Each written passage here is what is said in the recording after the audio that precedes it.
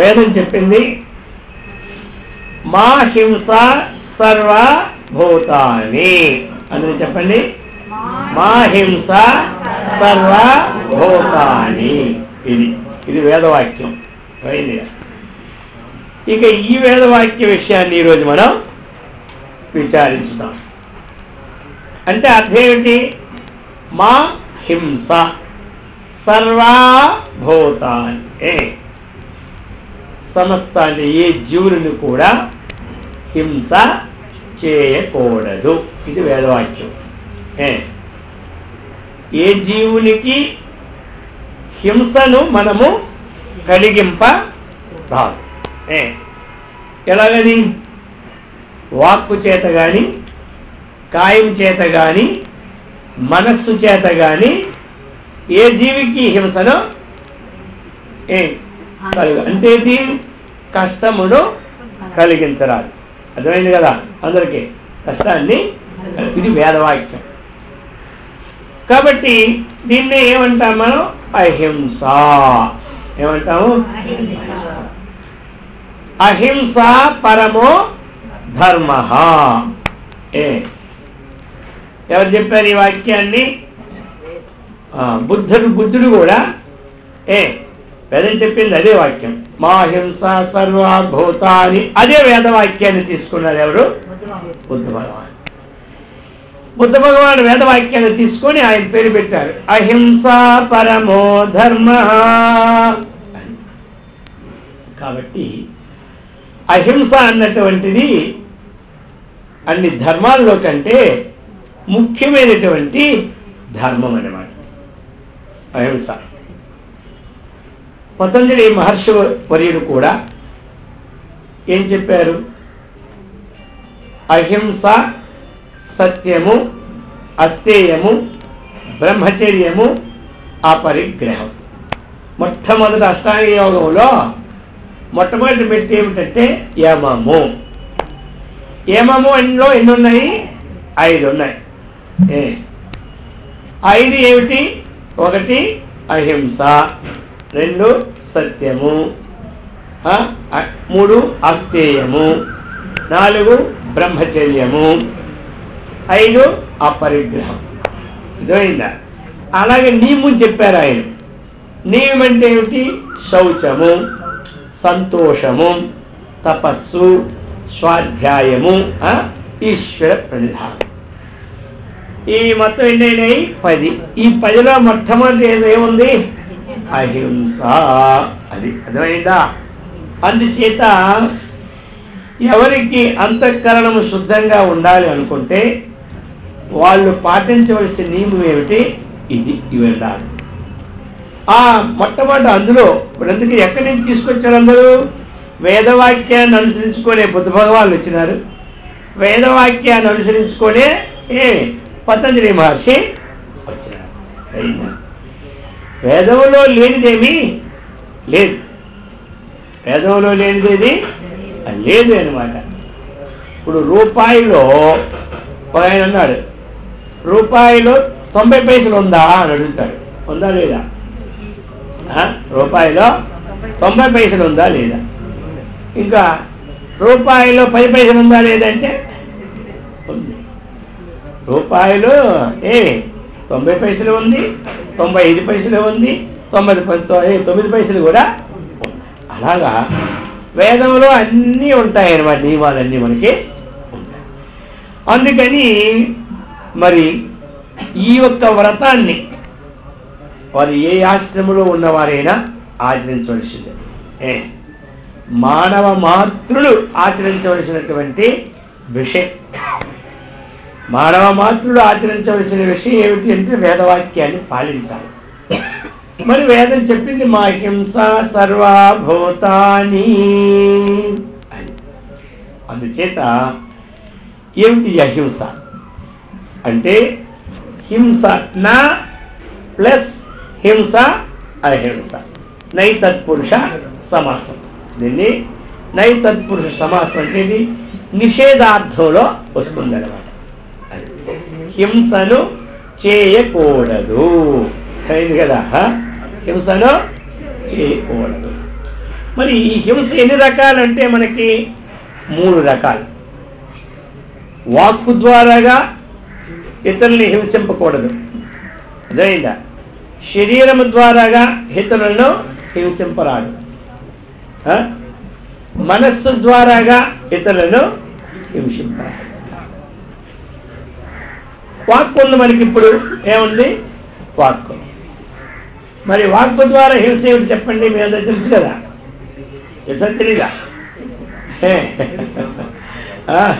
వాక్కు ద్వారా ఏంటి? ఇక వాక్కు ద్వారాగా అనుద్వేగకరం వాక్యం, ఉద్వేగకరమైనటువంటి వాక్యము హింస కింద వస్తుంది, అర్థమైందా? ఉద్వేగకరమైన వాక్యం ఉంది కదా, అది హింస కింద వస్తుంది. అదేనమాట. అంటే అర్థం ఏంటి? ఒక్కొక్కరు కొట్టడు కానీ నోటితో ఆ విధంగా దుర్భాషలు ఆడుతూ ఉంటుంటారు. కొట్టినటువంటిది ఆ క్షణంలో మర్చిపోతారు కానీ నొప్పి కాస్త తగ్గిపోతుంది. ఈ వాక్కు బాణం ఉందా? వాగ్బాణం, ఈ బాణం ద్వారా వెళ్ళేటువంటిది ఉంది కదా, ఇది మాత్రం వాడి జీవితంలో మరువు రాకుండా చేస్తుంది, అర్థమైందా? జ్ఞానులు మర్చిపోతారు, అజ్ఞానులు పెట్టుకుంటారు. మొత్తం అది మళ్ళీ తర్వాత కదా. అందుచేత మనం ఇతరుల్ని హింసింపదగినటువంటి వాక్యముల చేత కొంతమంది అంటారు, ఎందుకు ఇలాగా? మీకు ఇష్టం లేకపోతే చంపకూడదా? ఈ మాటలతో హింస పెట్టి చంపుతున్నారు ఎందుకు ఇది అంటారు. లేదు చెప్పండి, నీకు ఇష్టం లేకపోతే ఒక దెబ్బేసి కొట్టేయండి, గొడవ అయిపోయిందా? అదే ఇదేం రోజు మనకు చిత్రవద చేస్తున్నారు మాటలతో అంటారు. అదే అలాంటి మాటలు అందుకని ఈ విధమైనటువంటి ఉపయోగించకూడదు. ఇది వాక్కు ద్వారా హింస. కఠినమైనటువంటి వాక్యం పలికినందువల్ల వారి మనస్సులు ఏమవుద్ది? బాధపడుతుంటారు. సరే, తప్పు చేసినా అవి శిక్షించాలి, అర్థమైందా? అది కాదని లేదు. ఇప్పుడు స్కూల్లో పిల్లలు తప్పు చేస్తారు, చేసేటప్పుడు వాక్కుతోగా తిడతాడు, చేతితోగా కొడతాడు, 2 ఉంటాయి అక్కడ, అర్థమైందా? అది హింస కాదు, అర్థమైందా? అది హింస కాదు. అది ఎందుకు హింస కాలేదంటే వారు బాగుపడాల అన్నటువంటి దృష్టితో చెప్పినటువంటిది. ఈ తెక్కిన దేవుడు తెలుసా? రాగద్వేషయుక్తముతో కూడినటువంటి వాక్కు ఏదైతే వస్తున్నదో అదే హింస. ఏమంటారు? రాగం చేతను, ద్వేషం చేతను, ఈర్ష్య చేతను, అసూయ చేతను ఇది మనసులో పెట్టుకొని ఈ తద్భావం వాగేంద్రియ ద్వారా వెల్లడి చేస్తూ ఉండడమే హింస. ఇప్పుడు పిల్లలు ఉన్నారు, వాళ్ళకి మనం తిట్టకపోతే అవుతుందా? కొట్టకపోతే అవుతుందా? వాడు చేయడానికి పనులన్నీ చేస్తూ ఊరుకుంటే ఏమైపోయింది? పిల్లలు చేసినటువంటిది ఎవరిది? తల్లిదండ్రులకే. శిష్యుడు చేస్తే తప్పు ఎవరిదని? గురువుకే. అది ఏమంట? కూతురు చెడిగైనా మాత తప్పు అన్నారు, అర్థమైందా? అశ్వంపు చెడిగైనా ఆరోహకుని తప్పు అన్నారు. ఆ ప్రకారంగా శిష్యుడు చెడిగైనా గురువు తప్పు అన్నారు, అర్థమైందా? ఈ ప్రకారంగా మరి అది అట్లా అప్పుడు తీర్చిదిద్దారు. దానివల్ల ఏమి? ఇప్పుడు డాక్టర్ దగ్గరికి వెళ్ళాం,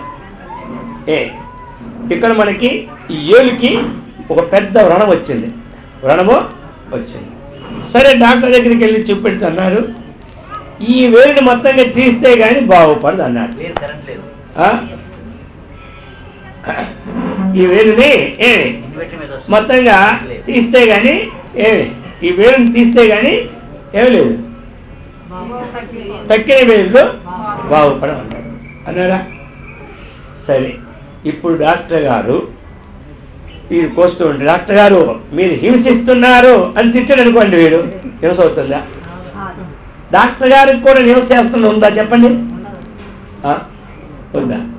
ఇప్పుడు ఆయన మనస్సులో ఏమి ద్వేషయుక్తము కానీ ఈర్ష్యయుక్తము కానీ భావన లేదు. ఏమంటారు? ఆయన మనసులో ఏముంది? ఇది తీస్తే బాగుపడదా? వీళ్ళకు మాత్రం చూడు, ఏమి డాక్టర్ ఏదో తీసి పారేసినాడే, ఏమైనా బుద్ధి ఉందయ్యా మీకు అని అంటారా చెప్పండి? అంటారు, రోజులు అంటారా? అన్నారు. అర్థమైందా? ఇది హింస ఏమి అది. ఇది హింస కాదు. ఏళ్ళు తీసేసినా మనకు సంతోషమే. అబ్బా ఏళ్ళు తీసిన కాపాడాడు ఆ డాక్టర్ గారు, లేకపోతే ఈ 4 ఏళ్ళు పోను అంటాడు.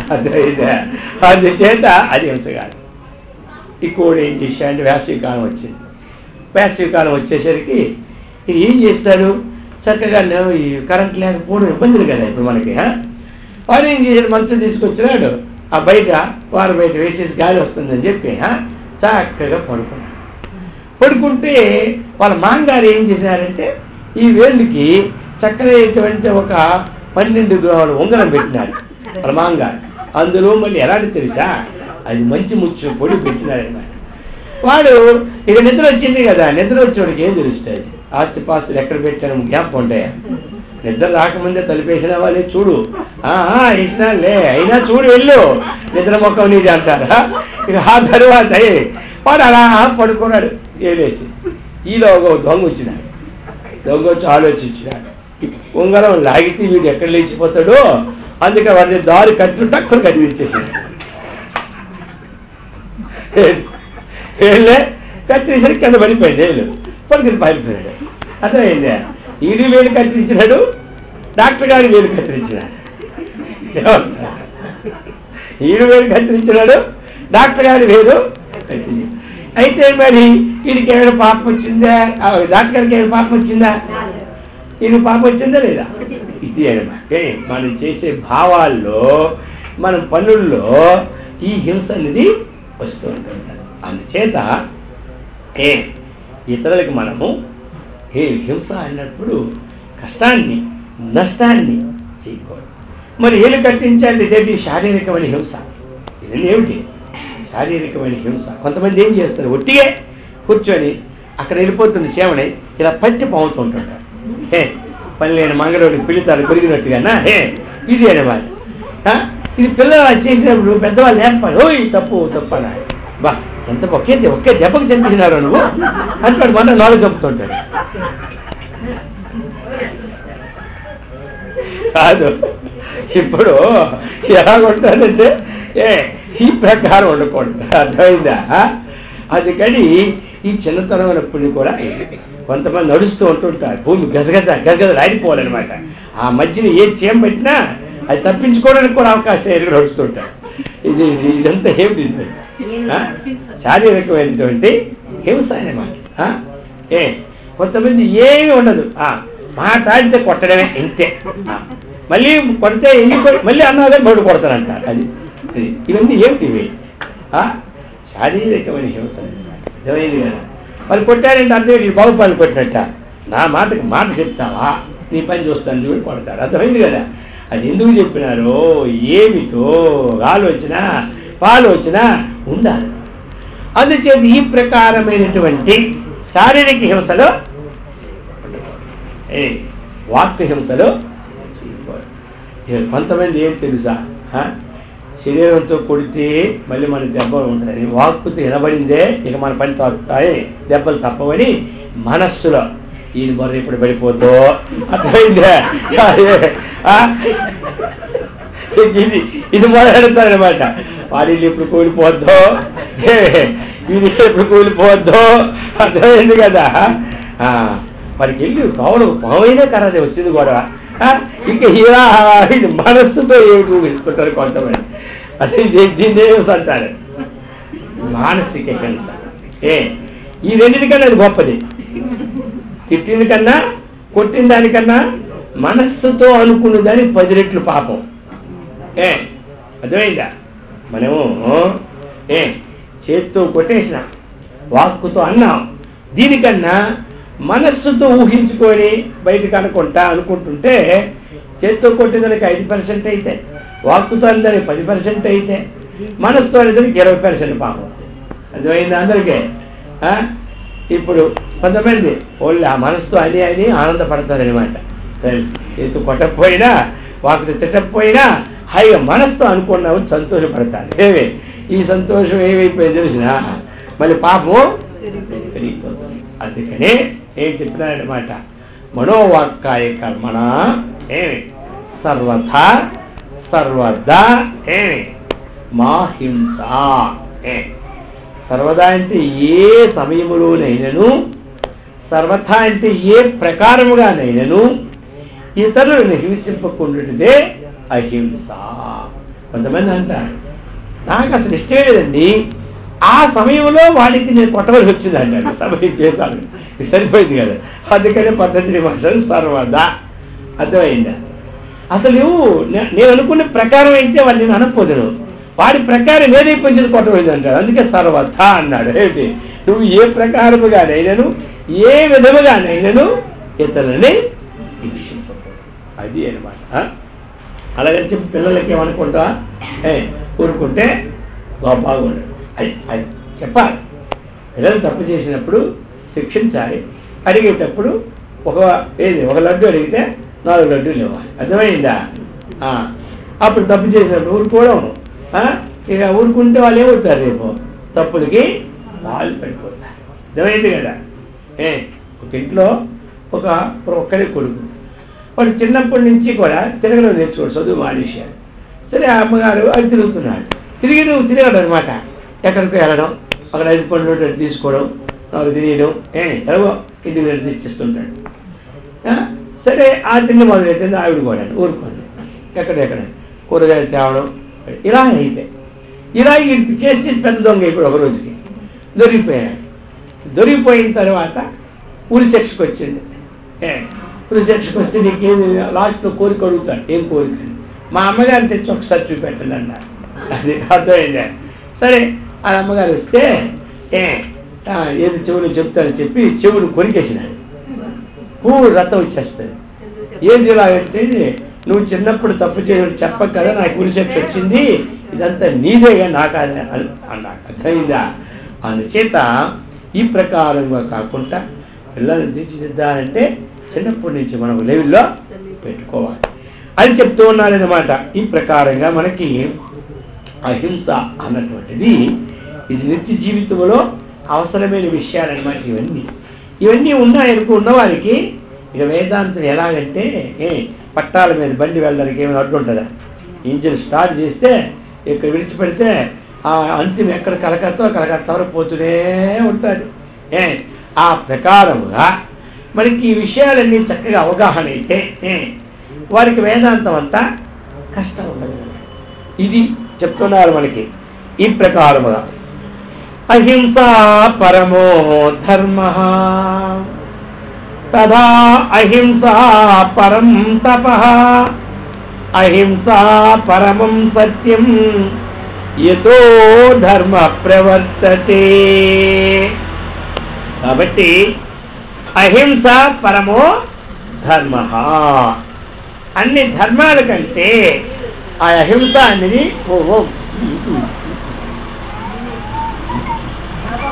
అన్ని ధర్మాల కంటే ఆ అహింస పరమో ధర్మ. కాబట్టి చెప్పినారు అహింస పరం తపః. అన్ని తపస్సుల కంటే ఈ అహింసా వ్రతము అత్యధికమైనటువంటి తపస్సు చేసినట్టు.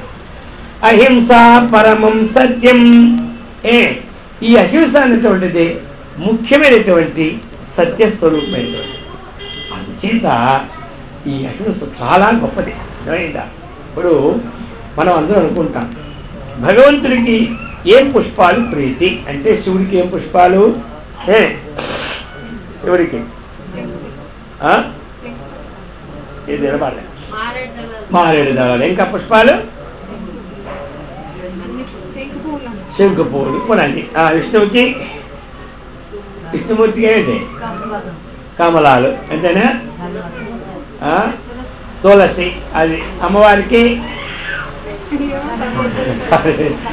ఇక ఈ విధంగా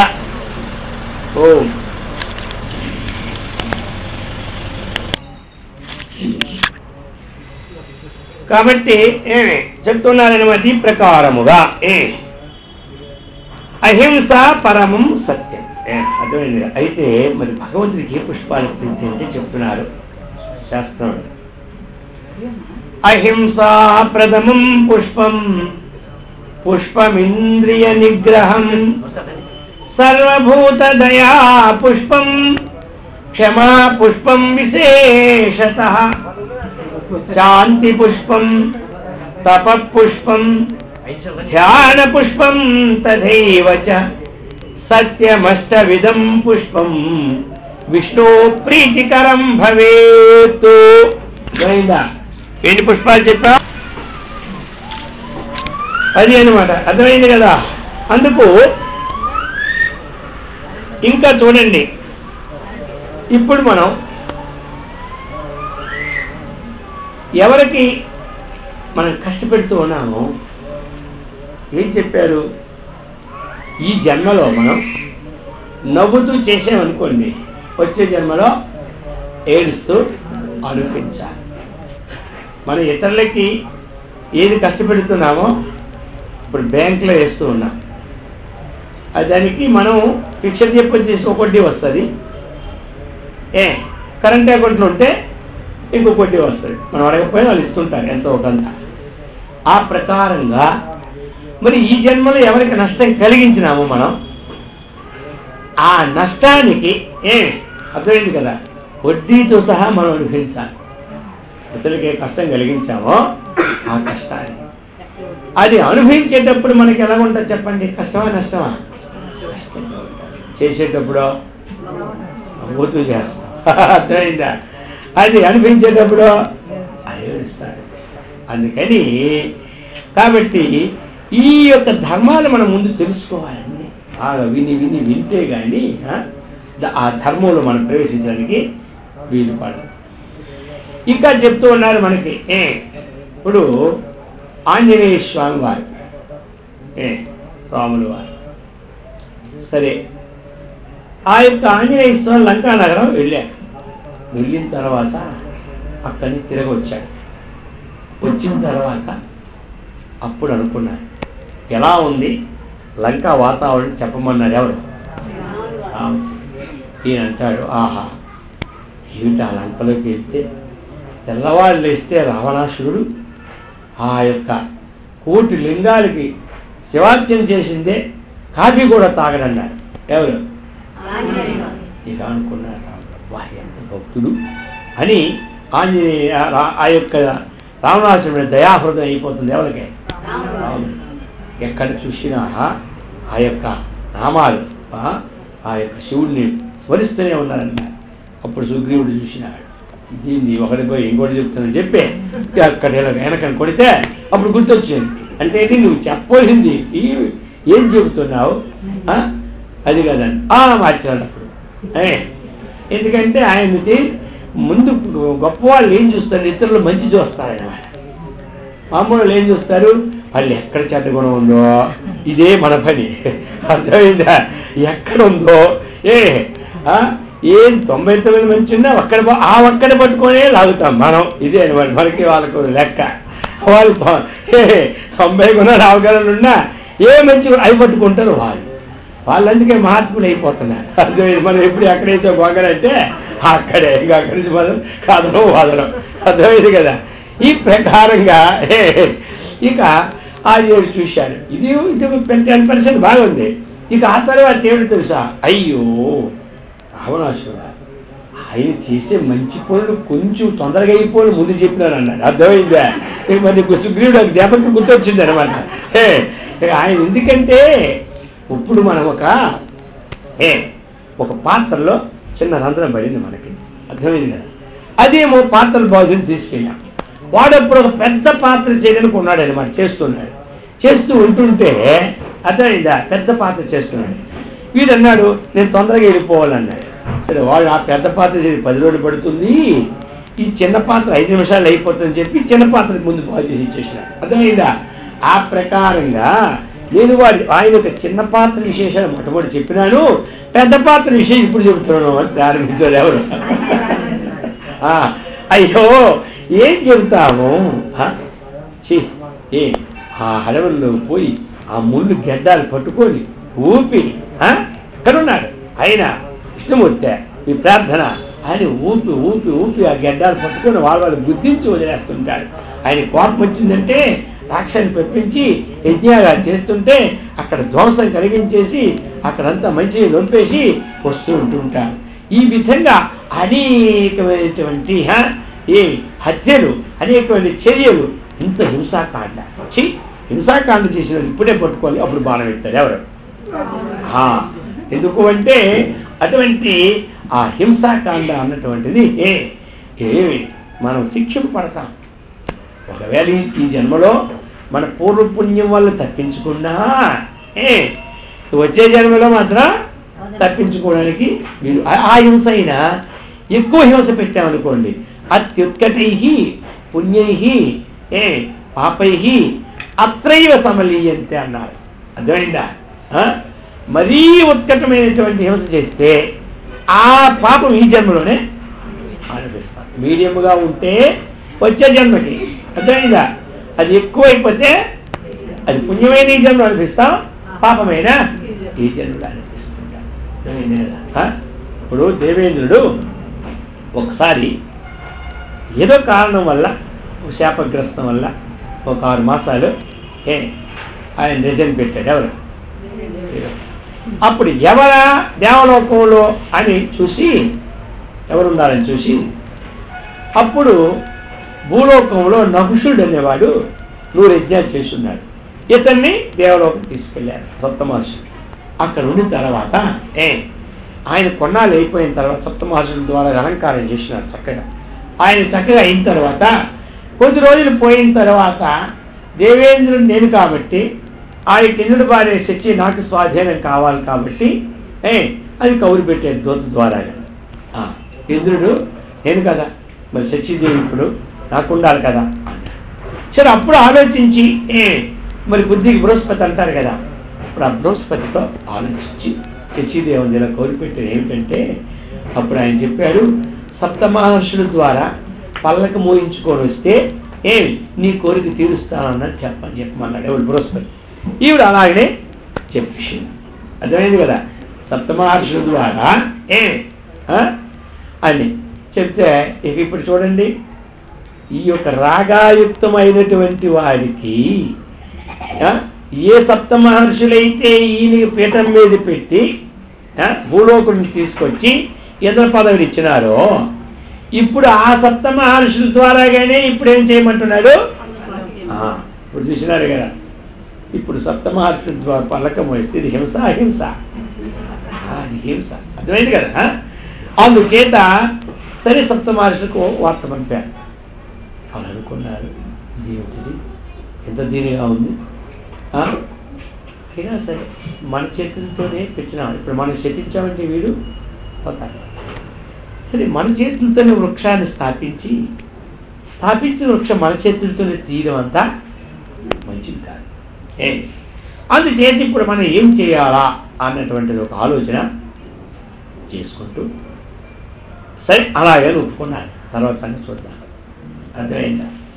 ఒప్పుకుంటే సప్తమహర్షులు పల్లకిని ప్రవేశపెట్టారు. ఇక ఆ పల్లకీలో కూర్చొని పెట్టారు, మోసుకెళ్తున్నారు. ఎవరు? ఇక అందులో కుంభసంభవుడు ఉన్నాడు, అగస్త్యుడు. ఆయన మోసుకెళ్తుంటే ఈయనేమన్నాడు, ఎందుకంటే ఎంత తొందరగా నేను పోతానో శచి దేవి దగ్గరికి వెళ్ళాలంటే తాపత్రయంతో ఈయన సర్ప సర్ప అన్నాడు కుంభసంభవుడు చూసి. అంటే ఏమిటి? శృగతు ధాతు, శీఘ్రంగా వెళ్ళాలి, హెచ్చేపు అంత తొందరగా ఎంత లేటుగా మీరు పోయడమా, తొందరగా పదండి అన్నాడు కుంభసంభవుడు. ఆయన పొట్టివాడికి ఎంత పాపం మెల్లిగా అడుగులు వేసుకెళ్తారు. ఎవరు? ఆయన. అప్పుడు ఆయన అనుకున్నాడు, వీడు ఎదుటివాడి కష్టాన్ని, ఎదుటివాడి హింసని వీడేమో తెలుసుకోలేదని చెప్పి నువ్వు సర్పోభవ అన్నాడు. అర్థమైందా? 2 అర్థాలు అనమాట. ఒక సర్ప అంటే తొందరగా వెళ్ళమని, నువ్వు సర్పోభవ అంటే సర్పం అయిపోదుగాక అని చెప్పేసి అక్కడ చూసినారా. మరి ఎందుకు? సప్తమహర్షులతో అత్యుత్కటమైనటువంటి అత్యుత్కటమైనటువంటి పాపాన్ని ప్రారంభించి వచ్చింది కదా. ఇప్పుడు ఆ హింస చేసి పెట్టాడు వాళ్ళందరికీ. ఆ హింస ఏమైపోయింది చెప్పండి ఇప్పుడు మనకి? ఏమైంది తెలుసా? ఎక్కువ హింస ఈ జన్మలో చేస్తే దేవేంద్రుడు పదవి కూడా ఆయన ఏమైపోయినాడు? అధికారం అయిపోయాడు అనమాట. అధికారం అయిపోయినాడు. చూసారా? అది అనమాట. ఎక్కువ హింస చేసినప్పుడు, ఎక్కువ కష్టపడినప్పుడు వాళ్ళ కష్టంలో ఏమనుకుంటే ఆ పాపం అనేది వీళ్ళకి సంభవిస్తుంది. ఇవన్నీ రహస్యాలు. అర్థమైంది కదా? మనము ఈ రహస్యాలను తెలుసుకోవాలి మొట్టమొదట. అందుచేత అప్పుడు తెగిపోయింది. చెమటలు వచ్చినాయి ఎవరికి? అప్పుడు ఎవరికి వచ్చాయి? నౌషుడి వచ్చి నమస్కారం, ఇంకో నాకు ఈ యొక్క శాపాన్ని విడదీయాలా అన్నాడు. అప్పుడు అన్నాడు, అయిపోయింది అయితే నీకు శాపం, నువ్వు కొండశిల పడుతావు భూమిలో. ఎప్పుడు తెలుసా నీకు? ఎప్పుడు ధర్మరాజు, అర్థమైంది కదా, అప్పుడు నువ్వు ప్రశ్నలు వేస్తుంటావు. నీ ప్రశ్నలకి ఎప్పుడైతే సమాధానం వస్తుందో ఆ రోజు నీ శాపం విమోచన అవుతుంది. దాన్నే భారతంలో నౌష ప్రశ్నలు అంటారు. అర్థమైందా? అప్పుడు ఆ రోజు అనమాట. భీముడు వెళ్ళాడు, ప్రశ్న సమాధానం చెప్పలే. చెప్పిన వాళ్ళందరూ కూడా అక్కడ పద్యం పడిపోయినారు అనమాట. అప్పుడు ధర్మరాజు వెళ్ళాక అనేకమైన ప్రశ్నలు వేసినాడు, రుద్దాడు. లోకములో అత్యంత ఆశ్చర్యకరమైనటువంటిది ఏమంటారు అంటే అంటాడు, అందరూ చనిపోవడం చూస్తూ ఉంటుంటారు, తాను మాత్రం ఇంకా 100 ఏళ్ళు ఉంటారనుకుంటుంటాడు. ఎంతకన్నా ఆశ్చర్యం ఇంకేమన్నారు. ఇలాంటి అనేక ప్రశ్నలు వేసినాడు అనమాట. అర్థమైందా? అప్పుడు ఏమైంది? లాస్ట్కి శాపవిమోచనం అయింది. అర్థమైందా? అంటే చెప్పుకోవాల్సింది ఏమిటంటే, ఇతరులకి ఎక్కువ హింస మనం కలిగించినామంటే ఆ హింసకి ఫలితం అనేది మనకి వస్తుంది. అందుకని మా హింస సర్వా భూతాని, ఈ ప్రాణికి కూడా మనము హింస చేయకూడదు అని చెప్తూ ఉన్నారు అనమాట. ఈ ప్రకారముగా ఇంకా చెప్తున్నారు. ఇప్పుడు కొంతమంది చూశారా, కొన్ని విషయాల్లో ఆహార విషయానికి ఇప్పుడు వద్దాం. హింస విషయాలు మరి మాంసాహారాన్ని తింటామన్నారు. అర్థమైందా? ఏంటంట అందరూ తెలవనుకోండి కొంతమంది. అర్థమైందా? మరి మాంసాహారాన్ని తింటే ఇప్పుడు హింసించినట్ట, మనం హింసించినట్ట? ఎందుకు అంటే కొంతమంది ఏమంటారంటే, అదే మేము కొట్టితే కదా మాకు వస్తుంది హింస, మేము డబ్బిచ్చి తెచ్చుకున్నాం కానీ దాని సంబంధం మాకు లేదు, కొట్టిన వాడికే అంటాడు. అర్థమైందా? వాడంటాడు, వాడు తింటే కదా నేను కొట్టినాను.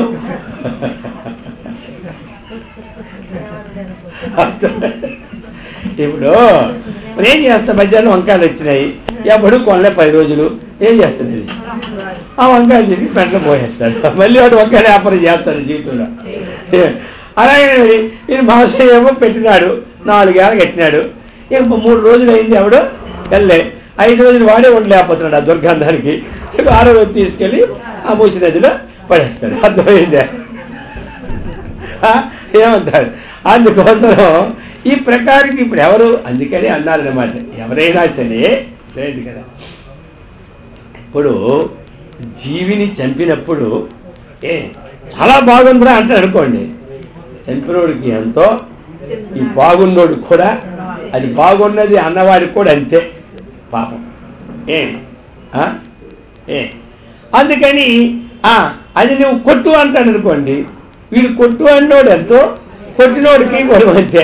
కొట్టు అన్నవాడికి కొట్టినోడికి ఆ కొట్టిని చూస్తుంది, ఎంత బాగా కొట్టారు, నీలా కొట్టినోడే లేదురా.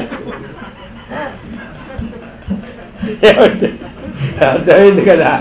అందుకని వీళ్ళందరికీ ఒకటే ఫలితం. తినేవాడికి అదే, ఆ కొట్టేవాడికి అదే. ఎందుకంటే ఆ జీవి, ఏ జీవి ఇంద్రియాలతో జీవి పోయేటప్పుడు అది ఆనందంగా పోద్దా? ఎంత జ్ఞానం కలిసి మనకే ఆనందం ఉండదు. ఇక ఏమో చచ్చిపోతున్నాడు ఆనందం ఉండదు. 2 రోజులు వింటాం, మళ్ళీ చావు వచ్చేస్తుందంటే కాలు చేతులు వచ్చి బీపీ హోటలాగా మళ్ళీ కొట్టుకో, తెలుసు మనకే చనిపోతామని, అయినా సరే చావుపోతే కదా వచ్చింది కూడా ఆనందం ఉంటాం. అది కొంతమంది రా అంటారు. ధర్మరాజు వస్తే ఆహ్వానం చేసేవాళ్ళు చాలామంది ఉన్నారు. మనము దేవుడా ఆ ధర్మరాజు మా దర్శనమే ఇవ్వకు, అది ఒకటి చాలు అంటారు, మనం అంటాం. అందుచేత ఈ ప్రకారంగా అర్థమైంది కదా, ఈ ప్రకారంగా మనం మాత్రం అది చెప్పారు. అందుకని మాంసాహారం కూడా అలవాటు ఉన్న వాళ్ళందరూ తగ్గించుకోండి. ఇది కింద సంవత్సరం చెప్తూనే ఉన్నా. చాలామంది తగ్గించారండి ఇప్పుడు. పూర్వం ఇప్పటికిప్పుడు చాలామంది తగ్గించినారు, కొంతమంది పూర్తిగా మానేసినారు. ఏమంటారు? కాబట్టి మానిస్తే అందరికంటే ఎక్కడ తక్కువ వాళ్ళమైపోతామో అని కొంతమంది అనమాట మొదలెడుతున్నారు. మళ్ళీ మధ్య మధ్య మానేసి కూడా. అర్థమైందా? అందుకని తింటేనే భగవంతుడి దృష్టిలో తక్కువ వాళ్ళం, మానిస్తే మాత్రం ఎవరు మనం ఎక్కువ వాళ్ళం. మనం మానిస్తేనే ఎక్కువ వాళ్ళం. అందుకని చెప్పింది శాస్త్రం కూడా ఏం చెప్పింది తెలుసా? విషయం తెలుసుకోవాలని చెప్తుంటాను. ఎందుకు? ఇప్పుడు మానిస్తే ఎంత లాభం ముందు చెప్తున్నా. యో యజేతాశ్వమేధేన మాసి మాసి వ్రతే స్థితః వర్జయేత్ మధుమాంసంచ సమమేతద్యుధిష్ఠిరః అన్నారు. యో యజేతాశ్వమేధేన, మాంసాహారము కానీ మద్యపానము కానీ అలవాటు ఉన్నవాడు కానీ మానిస్తే, ప్రతి నెల అశ్వమేధ యాగం చేస్తే కొన్ని లక్షలు ఖర్చు పెట్టి ఎంత ఫలితం వస్తుందో అంత ఫలితం వస్తుందని చెప్పినారు. అందరికీ అది చెప్పినారనమాట. మాంసాహారం కానీ మద్యపానం కానీ మనుస్మృతిలో కూడా అదే చెప్పారు. ఆ విధంగా మహాభారతంలో కూడా అందుచేత చెప్తూ ఉన్నారు. ఈ ప్రకారముగా ఇప్పుడు చూడండి, మరి మనం కొంతమంది ఎంత చేసినా ఏదో మాకు పుణ్యమే ఎంత వేస్తారో ఏమీ కనపడలేదంట. అంటే చెప్పింది శాస్త్రము, ఒక వారం రోజులు పూజలలో చేసి వారానికి ఒక్కసారి తింటే దాంట్లో వచ్చినటువంటి పాపము ఒక కాటాలో పెడితే, దీంట్లో వచ్చిన పుణ్యం ఒక కాటాలో పెడితే అదే ఇంకా 10 గ్రాములు బరువుగా ఉంటుందట. ఏది ఆ మాంసం తినే ఆహారానికి వచ్చే పాపం ఉందా, అదే ఇంక 10 గ్రాములు బరువు అట. ఇంక ఈ పుణ్యవాడు ఎక్కడ పోయింది, ఏమైపోయింది? అందుకని అది చెప్పిన శాస్త్రం. ఎందుకు అంటే కొన్ని అయితే కొంతమంది ఏం ప్రశ్న వేస్తారో తెలుసా? ఈ జీవులన్నీ ఎవరి కోసం పుట్టాయండి అంటే ఇదన్నమాట. వీడి కోసం పుట్టాయా? ఈయనకన్నా ముందు పుట్టించాడు దేవుడు వారిని. ముందు పుట్టించిన వాడు అన్న తమ్ముడా? అన్న గౌరవాలా నిందించాలా? 83,99,999 జీవరాశి సృష్టించినాడు. సృష్టించి వీరి వల్ల మనకేమీ లాభం లేదని, అర్థమైందా? వీరి వల్ల మనకేమీ లాభం లేదని అప్పుడు మళ్ళీ మానవుడిని సృష్టించినాడు. మరి ఎవరి కోసం పుట్టినాడు చెప్పండి? మానవుడు పుట్టిన తర్వాత మానవుడికి ఆహారాన్ని సృష్టించినాడు. మానవుడు పుట్టినాక మానవుడికి ఆహారాన్ని సృష్టించినాడు, దేవతలకు ఆహారాన్ని సృష్టించినాడు. అందుకనే మరి దేవానాం అమృతం నృణాం ఋషీణాంచన్నమోషధీః దైత్యరక్ష పిశాచాదేహే మధ్యమాంసామిషాదిచ అని చెప్పింది. దేవతలకి ఏం ఆహారం పెట్టారు అంటే అమృతాన్ని పెట్టినారు. వాళ్ళు ఆ రోజు నుంచి ఈ రోజు వరకు అమృతమే తాగుతున్నారు, కానీ ఏదో హవిష్ ద్వారా తీసుకుంటారు, కానీ ఆ తరువాత ఈ రోజు కూడా వంకాయ కూడా తిన్నారు. అర్థమైందా? వారికి ఏది పెట్టారో అది చక్కగా స్వీకరిస్తున్నారు. దేవాలయం నృణాం ఋషీణాంచన్నమోషధీః. ఋషులకి వాషధులు అడవుల్లో ఉంటారు కాబట్టి వాళ్ళకి దొరకవు. కాబట్టి ఏ ఋతువులో ఏ ఫలములు అయితే ఉత్పత్తి అవుతాయో, వాషధులు అంటే ఇవన్నీ అనమాట. ఏవైతే కాయగూరలు అని అవన్నీ ఉంటాయి కదా, వాటితో వాళ్ళు ఉంటారు. మానవుడికి ఏం చెప్పినాడు? శాకాహారమైనటువంటి అన్నాన్ని పెట్టినాడు. అన్నం అంటే గోధుమలు తిన్నా అన్నమే. మనకిది అన్నం, వాళ్ళకి అదన్నం. ఇప్పుడు వాళ్ళు కూడా ఏమంటారు? బొంచామంటారు, మనం బొంచా కనహోయా అని అడుగుతారు. అంటే కాబట్టి అంటే మరి ఏంటి? వాళ్ళకి అదే అన్నం, మనకి ఇది అన్నం. అంటే ఏమిటి? అధభక్షణే ధాతువు నుండి అతి ఇది అన్నం ఏది తినబడుతుందో అదంతా అన్నం. కొంతమంది నేను అన్నమాలి చాలా కాలం అయిందండి. అబ్బో, అన్నమాలి అంతకాలం అయిందా? ఇప్పుడు అన్నమాలి సున్నం లేదా? అన్నం మానేసిన దొడ్లో తింటాం. ఇంకా లేదు కొంతమంది అన్నం మనిషి ఏం చేస్తుంది? ఏం లేదండి. కొంతమంది అంటారు మీరు ఉపాసన అండి, నేను ఈరోజు ఉపాసన ఏం తినండి. ఏం తింటావయ్యా అంటే ఏమీలే, ఓ 1/2 కిలో కిస్మిస్, ఓ 1/2 కిలో కాజు, ఇంకో 1/2 కిలో బాదం. ఇది ఉపవాసం. అర్థమైందా? ఉపవాసం ఇది.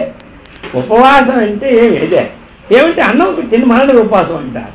మరి ఐదో ఈ వారం దాకా చాలు మళ్ళీ అన్నం తినకపోయిందండి 3 పావులు. అందుకని ఇది కాదు. ఉపవాసం అంటే ఏమి తెలుసా? చక్కగా మనం ఒక పూట తిని ఉదయం నుంచి ఏం తినకుండా మధ్యాహ్నం ఒక పూట తిని ఉదయం నుంచి జపధ్యానాలు చేసుకుంటూ చక్కగా ఉంటారు. మధ్యాహ్నం సాయంకాలం చక్కగా జపధ్యానం చేసుకోవడానికి అవకాశం ఉంటాయి. రాత్రికి ఏదో పాలు మంచిది. ఇప్పుడు కుదరదులేండి, షుగర్లు గీగర్లు ఉన్న వాళ్ళకి ఇవి వేదాంతం విన్నారు అనుకోండి, ఉన్నది బాధ. అందుకని అసలు గంటకి తినమని చెప్తారు డాక్టర్. అలాగే తినండి చెప్తున్నాను, విషయం చెప్తున్నాను అనమాట.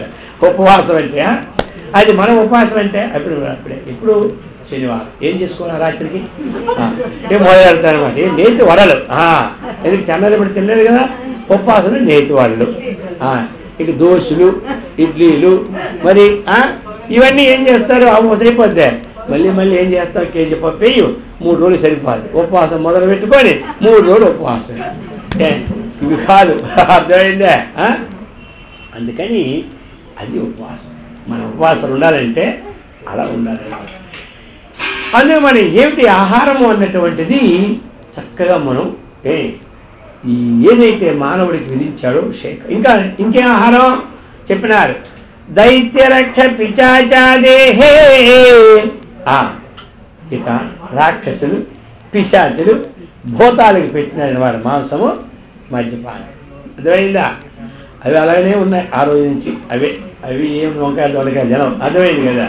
దేవతలు పెట్టిన వాళ్ళు అలాగే ఉన్నారు. మధ్యలో పప్పులో కాలేసిన మన పని మనము చేస్తాం. ఏం అర్థమైందా? వారి పని వారే చేస్తుంటారు.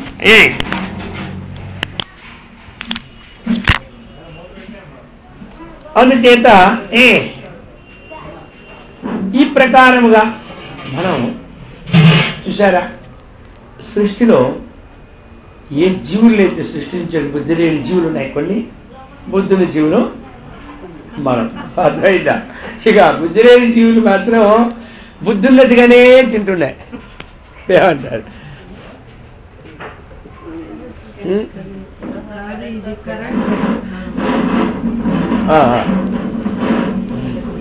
కాబట్టి అర్థమైందా?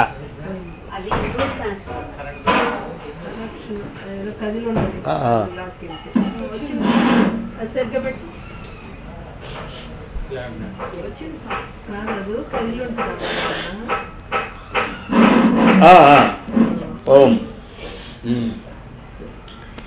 ఇప్పుడు ఒక ఆవు ఉంది.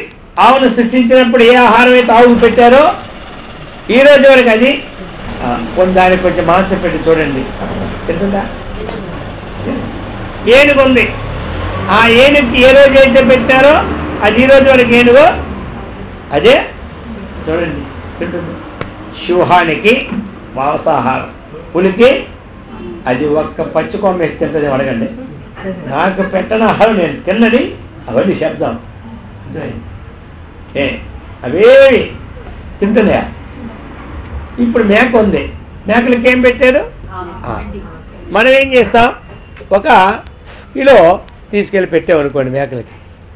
అర్థమైందా? మనం తింటాయా? అవి తినం. అందుచేత ఎవరికి ఏ ఆహారం అయితే మనం నిర్ణయించుందో ఆ ఆహారం తింటున్నారు. మరి మనం ఏం చేసినాము?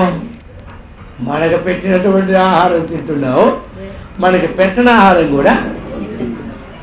అందుకు ఏది విధించి లేదో, ఏదైతే విధించి ఉన్నదో, అర్థమైంది కదా? ఏదైతే విధించి ఉన్నదో అది ఎప్పుడూ కూడా మంచిదే. ఏది విధించలేదో అదేమవుతుంది? దాన్ని స్వీకరించడం వల్ల అది హింస కింద వస్తుంది. అందుచేత విద్యుక్త ధర్మాన్నే పరిపాలించాలి. కానీ మనము విద్యుక్త ధర్మము నుండి ఎప్పుడూ పతనము. అయితే లోకంలో ఇప్పుడు 100కి 99 మంది ఆపరేషన్ అయిపోయాయి.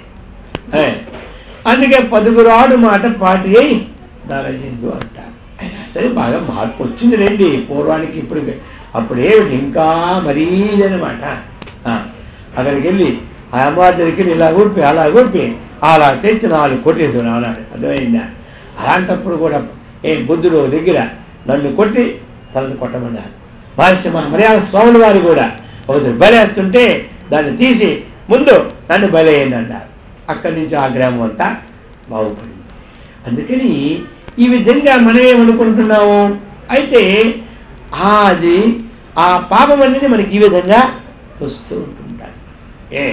ఎందుకంటే సూక్ష్మ విషయాలు తెలుసుకోవాలి కదా. మనం తెలుసుకుంటే ఈరోజు కాకపోతే 10 సంవత్సరాలకైనా మాంతాం. తెలుసుకోలేదనుకోండి ఇంక ఇదే మన యొక్క ముఖ్య కర్తవ్యమని ఆచరిస్తూ ఉంటుంటాం. అర్థమైంది కదా. అందుచేత శాస్త్రం చెబుతూ ఉన్నారు చూడండి. ఇంకొక విషయం శాస్త్రంలో ఉంది. ఏమిటి అంటే మాంసం భక్షయిత అముద్ర యస్య మాంసమిహాద్మ్యహం ఏతన్మాంసస్య మాంసత్వం ప్రవదంతి మనీషిణః. మనుస్మృతి 5వ అధ్యాయం 55వ శ్లోకం. ఎందుకు అంటే ఇప్పుడు మనకి వేదం చెప్పిన వాక్యాన్ని మరువు తీసుకొని ఆ వేదవాక్యం అందరికీ అర్థం కాదేమని దాన్ని జ్ఞాపకంగా మనకు అందించారు కాబట్టి అది స్మృతి అయిందనమాట. స్మృతి అంటే ఏమిటి? జ్ఞాపకం. స్మృతి అంటే జ్ఞాపకం. కాబట్టి అది మనం చక్కగా అందుకోలేని పరిస్థితిలో ఆ యొక్క విషయాన్ని మనకి అందించారు. అందిస్తే చెబుతున్నారు ఇప్పుడు, అయ్యా వ్యాసుల వారు చెప్పినారు వాక్యాన్ని. ఎట్లా? యస్య మాంసమిహాద్వ్యహం. యస్య దేని యొక్క మాంసాన్ని ఇక ఈ లోకంలో అహం నేను తింటున్నాను.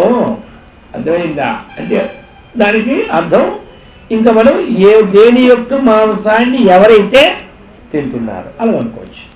అలాగా తరువాత అముద్ర అనంతరం దేని యొక్క మాంసాన్ని మనం తిన్నామో అర్థమైంది అందరికీ. దేని యొక్క మాంసాన్ని మనం తిన్నామో అది వచ్చే జన్మలో దాని యొక్క మాంసాన్ని తింటాడట. బాగా ఎడిదిస్తే అర్థం అవుతుంది. సరే మనం ఈ జన్మలో ఒక కోడిని తిన్నాం అనుకోండి. ఇప్పుడు ఆ కోడి మళ్ళీ జన్మలో మనల్ని తింటారు. ఇప్పుడు అర్థమైపోయిందా? కొంతమంది అంటారు స్వామీజీ వారు పొరపడుతున్నారులే, కోడి అంటే మనం తింటారు. అదేమైనా ఉందా? అదేదో ఉపన్యాసం వెళ్ళిపోతుంటారు కానీ పోనీలు అనుకుంటారు. అంటే ఎలాగా? ఈ జన్మలో కోడిని మనం తింటే వచ్చే జన్మలో కోడిగానే పుడతాయి. దానికి మార్పు ఎప్పుడూ లేదు. మనము కోడి తినే ఆహారంగా పుడతాం. ఇది అన్నమాట. మేకని తింటే ఆకులుగా పుడతాం. అర్థమైందా? వచ్చే ఆకులుగా పుట్టే టకటకలు ఆడించేస్తుంది మనల్ని. ఇప్పుడు మనం ఏమో టకటకలు ఆడిస్తున్నాం దాన్ని, అది వచ్చేది మనకు టకటక ఆడించేస్తున్నాం. అర్థమైందా? ఈ ప్రకారంగా ఈ జన్మలో మనం దేన్ని తింటున్నాం వచ్చినది. అయితే కోడిగానే పుట్టి మనిషిగానే పుడితే దాని తరమా అని మనం అనుకుంటాం. అది కాదు.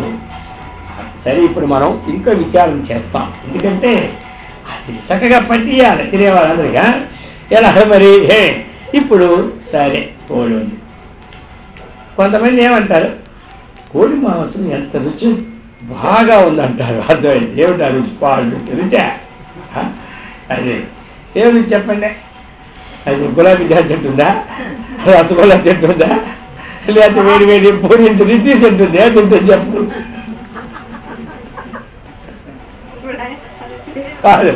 ఏం తింటుంది? మనకి మన పెంట మీద పురుగులు, ఒకసారి మనం ఒంటో పురుగులు బయటకు వస్తే అవి ఏ తేళ్ళకైతే మనం దూరంగా చూస్తూ ఉన్నామో ఆ తేళ్ళు చక్కడి కాటేసి ఆ విషయాలన్నీ జరిల్లి తేలిల్ని ఏం పనికి మన పురుగుల్ని అర్థమైందే పెంట మీద ఇంటి మీద స్నానమా పాడా గబ్బుతో ఏమి శుభ్రంగా పట్టి పట్టి పట్టి దానికి తెచ్చి తొక్కలు తీసి గబ్బుని మన ఇంట్లో పట్టిస్తాం.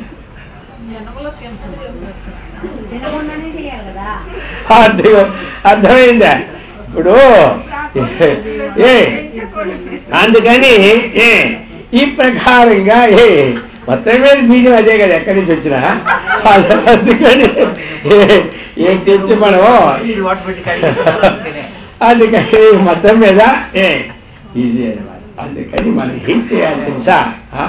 విచారణ చేసుకుంటుండాలి, గుర్తు తెచ్చుకుంటూ ఉంటుండాలి అందరం. అర్థమైందా? అందుకని ఈ ప్రకారం, ఎందుకంటే ఇంట్లో ఉండి కూడా మనం ఇతరులకు కష్టపడకుండా కూడా నష్టపెట్టకుండా కొన్ని హింసలు వచ్చేస్తున్నాయి మనకి. అర్థమైందా? అందుచేత దీనికి ఒక పరంపర అన్నమాట. అందులో ఆ పరంపరలో మనం పోకుండా ఈ పరంపరలో మనం ఉండాలి అని చెప్తున్నారు. అర్థమైంది కదా అందరికీ?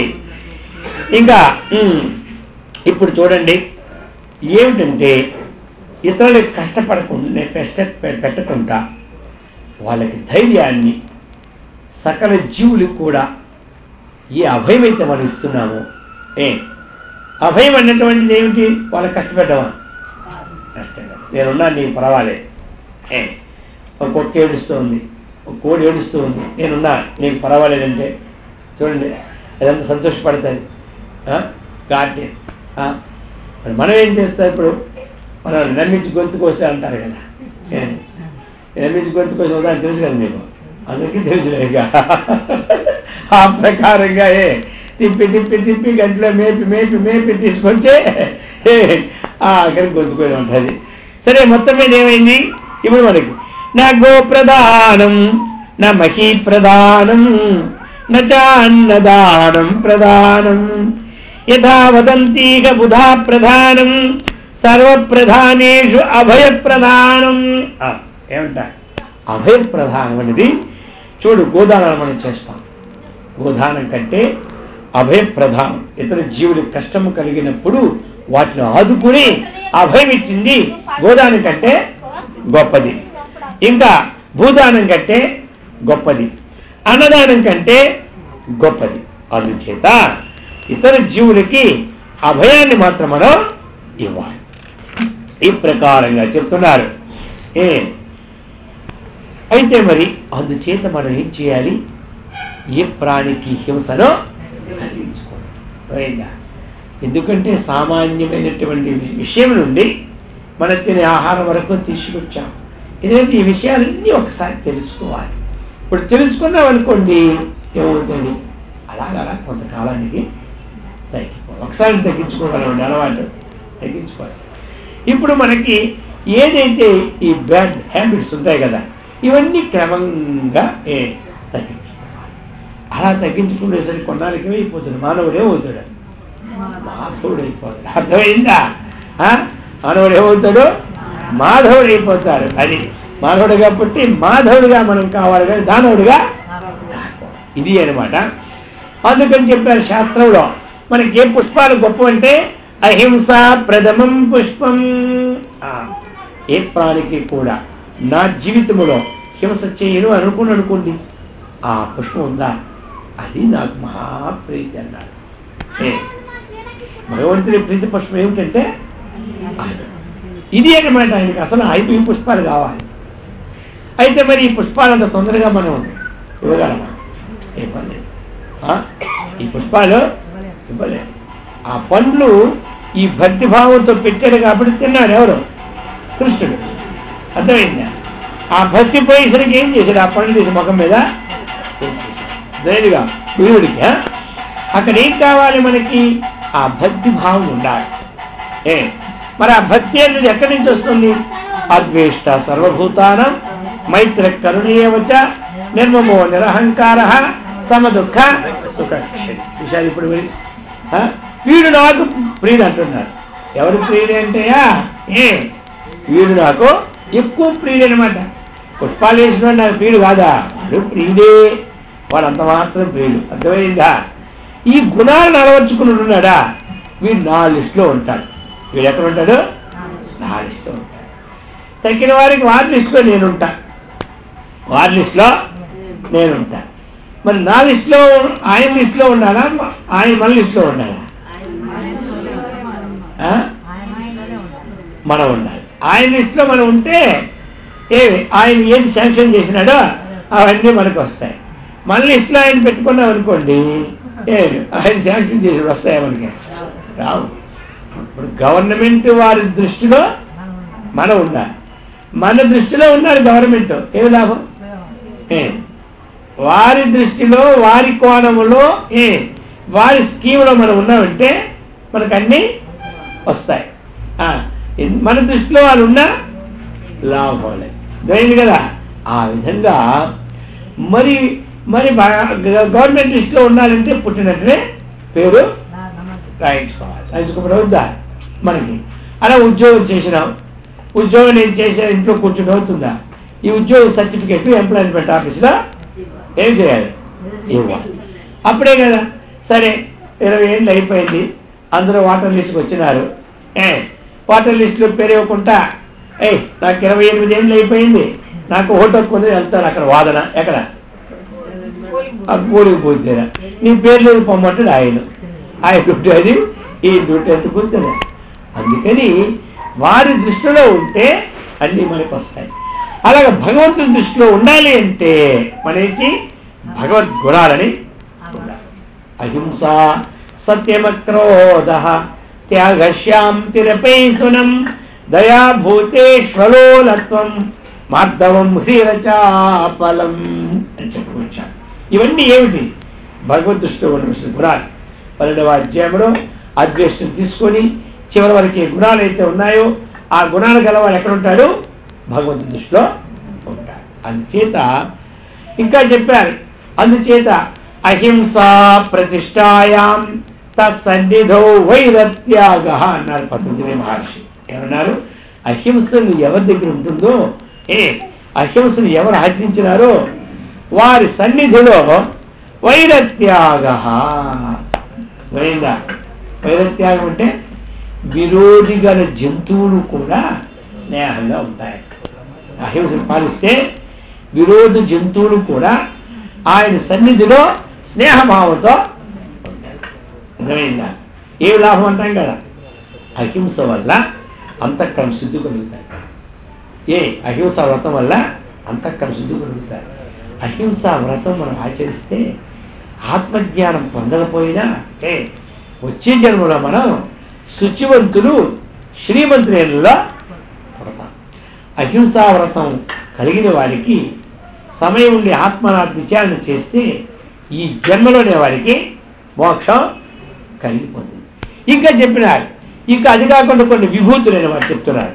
ఆ హింస ఎవరి చేతిలో ఉందో వారి సన్నిధికి వచ్చినటువంటి వారు ఎంత క్రోధాకారంగా వచ్చినా వారిని చూసేసరికి అలా ఉంటుంది. అదే కాదు, ఈ విరోధమైన జంతువులు కూడా పోట్లాడుకొని అక్కడికి వచ్చేసరికి మిత్రభావంతో ఉంటాయి. కన్న మహర్షి ఆశ్రమంలో ఉపన్యాసం చెబుతూ ఉంటుంటే అన్ని జంతువులు కూడా వచ్చేసేవాట. అర్థమైందా? అక్కడ జంతువులు వచ్చినప్పుడు పాపం స్థలం చెట్లు కదా, అప్పుడు కొంత ఎండ పక్కన ఉంది. ఆ ఎండలో ఒక కప్ప ఉంది, ఎండలో ఒక కప్ప ఉంది. అది కప్ప లోన రావడానికి స్థలం లేదు, అందుకే కూర్చున్నాయి కప్పగా. అప్పుడు ఏం చేసిందంటే పావు వెళ్ళి, అయ్యయ్యో ఎండలో ఉండిపోయింది కదా కప్ప, దానికి చెప్పి పావు పడగా ఎత్తి దానికి ఎండ పడకుండా ఇది నేరేస్తుంది. ఎవరు? అర్థమైందా? ఇప్పుడు అందరికీ చూడు, ఎవరు? ఆ కన్వ మహర్షి అహింసా వ్రతాన్ని పాలించారు కాబట్టి ఆయన సన్నిధిలో విరోధమైన జంతువులు కూడా పరస్పర విరోధాన్ని పాము కప్పని చూస్తూ ఊరుకుంటారు, తక్కువ పెట్టేస్తుంది. అర్థమైందా? అలాంటిది ఇప్పుడు ఏమైంది చెప్పండి, దానికి అది నేరుస్తుంది. అందుచేత ఈ ప్రకారముగా జీవితంలో మనం వీలైనంత వరకు కూడా ఇతరులకు మాత్రం హింస పెట్టకూడదు. సరే, అలాగనే ఇప్పుడు తల్లిదండ్రులు ఉన్నారు మనకి. మరి తల్లిదండ్రులు పెద్దవాళ్ళు అయిపోయిన తర్వాత ఇక వాళ్ళ యొక్క అధైర్యం వల్ల కొంచెం వాళ్ళు ఇటు అటు ఊరుతుంటారు. ఇప్పుడు మనం ఏం చేయాలి? వాడిని ప్రేమించాలా, హింసించాలా? హింసించకూడదు. అర్థమైంది కదా. ఎందుకు అంటే మనము రేపు పెద్దవాళ్ళు అవుతాం. వాళ్ళు సేవ చేస్తూ ఉంటుంటే వాళ్ళ ఆశీర్వాదం మనకే ఉంటుంది. ఆ ఆశీర్వాదం మనం చేత మనకి సేవకులు వస్తూ ఉంటారు. ఇంకోటి ఉంది, ఎప్పుడూ తల్లిదండ్రులు పిల్లలు బాగుపడాలనే ఉద్దేశమే కానీ ఎవడైనా వీడు చెడిపోవాలన్న ఉద్దేశం వాళ్ళకి ఏ రోజు గ్యారంటీ. అర్థమైందా? ఇందులో ఏమి సందేహం ఉందా? ఏమి సందేహం అర్థమైంది. వాళ్ళెప్పుడు కూడా బాగుపడాలి. అయితే తల్లికి మాత్రం ఒక్కసారి వైరాగ్యం తండ్రికి వస్తుంది కానీ తల్లికి ఎప్పుడు రాదు కొడుకుల మీద. అర్థమైందా? అందరూ కూడా ఉండాలి. చూడండి, ఒక ఇంట్లో 4 కొడుకులు ఉన్నారు. ఒకరు ఏం చేస్తారు తెలుసా? ముగ్గురు బాగా ఉద్యోగాలు పనులు చేస్తారు. ఒకటి మాత్రం ఇంటి దగ్గరలో ఆడుకోవడం, అది చేసుకొని స్కూల్కి వెళ్తాడు, ఆ పుస్తకాలు తీసుకొని అది వెళ్ళిపోతాడు. ఇక అంతా స్కూల్లో ఆదాయం ఉండదు, వేసుకొని వెళ్ళిపోవడం అంతే. మళ్ళీ భోజనానికే వచ్చేస్తాడు. ఈ సంగతి కొన్నాళ్ళు తెలిసిపోయి ఇంట్లో అన్నదమ్ములందరికీ. ఇక ఆ మొదలెట్టారు, వీడు ఇలాగే సోమరు అయిపోతాడు, వీడికి భోజనం ఈ విధంగా అని. సరే వాడేం చేస్తాడు? ఏ నలుగురితోనే వచ్చి కూర్చుంటాడు. కూర్చుండేసరికి వీళ్ళేమో అన్నం ఇవో ఈవిడ ఇలా పెట్టించాతే వాడికి అలా వచ్చింది. ఇక మాట్లాడు. ఇక ఒకరోజు చెప్పాను, నాయన నువ్వు ఒక పని చేయలేకపోతే వీళ్ళు నలుగురి కంటే ముందైనా రా, నలుగురు తినేసేట్లేకనే రా, అంతేగాని వీళ్ళతో మాత్రం రాబట్టుండే రా. చూసినారా? వాడు పని చేసినా పని చేయకపోయినా అర్థమైంది కదా, ఆ యొక్క మాతృహృదయం అంత గొప్పదన్నమాట. అది చెప్తారు. కాబట్టి ఈ ప్రకారంగా ఉండేటప్పుడు వాళ్ళు ఏం చేస్తారా? మరి అటువంటి వాళ్ళని మనం వాళ్ళు పెద్ద అయిపోయినాక వీళ్ళు యుక్త వయసు వచ్చిన తర్వాత వాళ్ళు ఏం చేయాలి? మనం పోషించాలి చక్కగా. నేను పోషించింది కాకుండా నువ్వు ఇలా మాట్లాడేవంటే రేపటి నుంచి నీ ముఖమేంటో నీకు నీళ్ళు అండేవారంటారు కొంతమంది. ఊరుకొని అబ్బో కాబట్టి అలా అనకూడదు. అర్థమైంది కదా? ఏదో పెద్దవాళ్ళ మాట సర్దుకోడు. ఈ విధంగా వ్యవసాయం ఉండకూడదు. అలాగే తల్లిదండ్రులు కానీ ఆచార్యులు కానీ గురువులను కానీ పక్కవాళ్ళని కానీ ఏ జీవికి మన వ్యవసాయాన్ని చేయకూడదు. మరి సామాన్యమా? అయితే ఈ పనిని నేను చేస్తాను అనే ప్రయత్నం అనేది మొదలు పెడితే ఈరోజు కాకపోయినా ఒక 10 సంవత్సరాలకైనా మన ఆయుష్ ఉందనుకోండి, మనం చక్కగా వస్తాం. అర్థమైంది కదా? మనకి ఏదైనా ఒక వస్తువు తినాలని ఉంది, కొనుక్కోవాలని ఉంది, లేక ఒక వస్తువు ధరించాలని ఉంది, మనస్సులో ఆ సంకల్పం వచ్చిందంటే ఆ పని చేస్తామా మాంతామా? తగ్గిన విషయాలు తగ్గించుకొనైనా ఆ విషయానికి తప్పకుండా మనం ప్రయత్నం చేస్తాం. అది మొట్టమొదటి సంకల్పం అనేది రావాలి. రోజు కాకపోతే ఇంకో రోజుకైనా బాగుపడతాం. అందుకని ఈ ప్రకారంగా మనకి ఈ యొక్క అహింస అన్నటువంటిది చాలా వేదవాక్యం కాబట్టి ఈ అహింసా పాలనని మనం చేయాలి. అందుకని ఇటువంటి ధర్మాలన్నీ మనం ఆచరించిందనే ఉంటారు. ధర్మ మార్గం, ధర్మం చెర అన్నారు కదా. చెర అంటే ఏమిటి? పథం అంటే ఏమిటి? మార్గం. అది అన్నమాట. ఆ ధర్మ మార్గంలో మనం నడవాలి. అటువంటి ధర్మాలన్నీ వివిధ రీతుల్లో మనకు వస్తాయన్నమాట. అందుకు ఈ ప్రకారంగా అందరికీ కూడా చక్కనటువంటి ఈ అహింస యందు మంచి నిష్ట కలిగినట్లు, ఈ అహింసా వ్రతం మన అందరిలో సిద్ధించినట్లు, దీని ద్వారా ఆత్మజ్ఞానం కలిగినట్లుగా అటువంటి స్థితిని భగవంతుడు మనకి అనుగ్రహించుగాక. ఓం సహనావతు సహనౌ భునస్తు సహ వీర్యం కరవావహై తేజస్వినావధీతమస్తు మా విద్విషావహై. ఓం శాంతి శాంతి శాంతి. హరి ఓం తత్సత్.